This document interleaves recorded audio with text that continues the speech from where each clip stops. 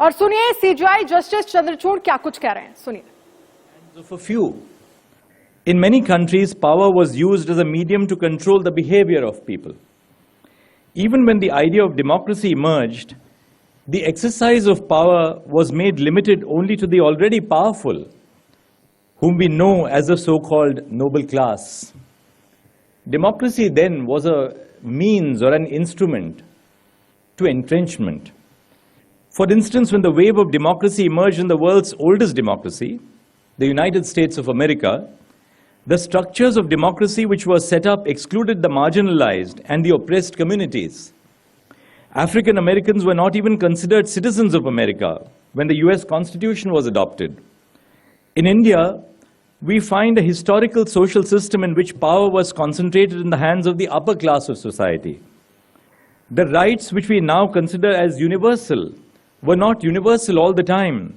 They were denied to the oppressed. This was the norm across the world. Those who did not hold power were subjected to several levels of oppression. Against this power hegemony, several social reformers led movements towards the distribution of power. These movements were to democratize the hold over power by a few communities. When the structure of democracy was adopted by several countries in the 18th and 19th centuries, unfortunately, the exercise of democracy was used to retain power by the few. The right to vote was controlled and exercised by only those individuals who had already succeeded in society because of their social power and cultural capital.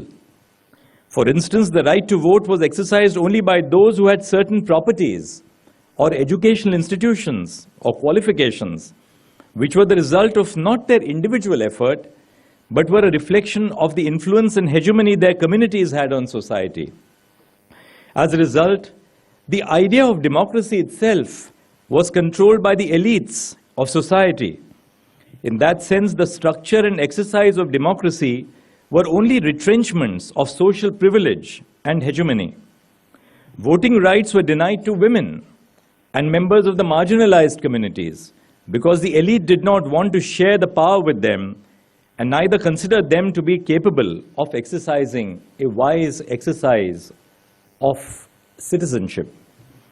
It is in this history of injustice and exclusion that we must look at the idea of universal adult franchise.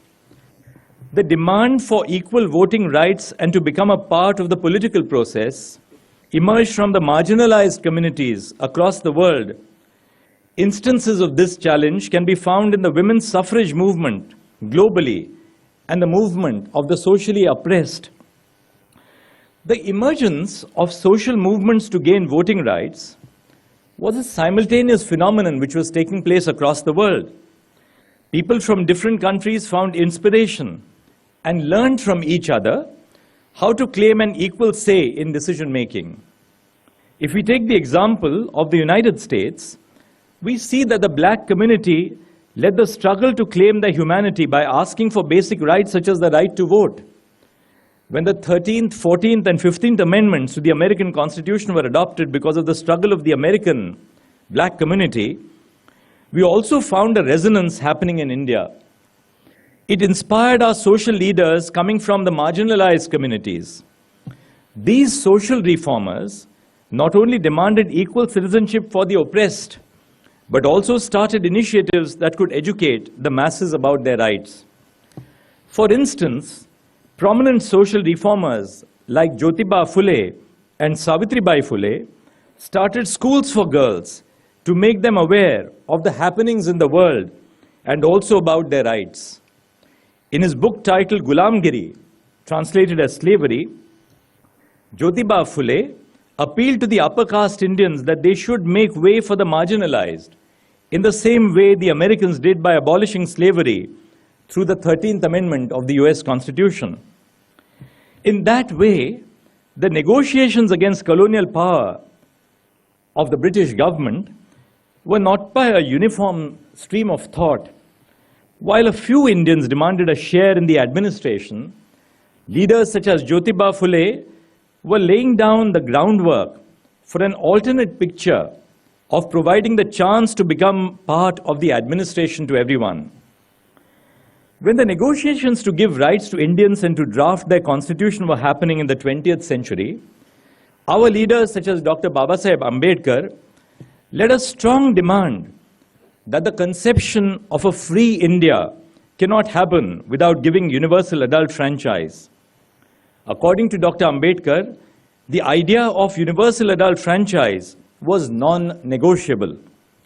In his submissions before the Southborough Committee, the Committee of 1919, which was constituted the draft, the Government of India Act 1919, Dr. Ambedkar categorically asserted that the right to become a part of the political system was interlinked with the idea of citizenship itself. It was his belief that without exercising the right to vote, no one could claim to be a citizen.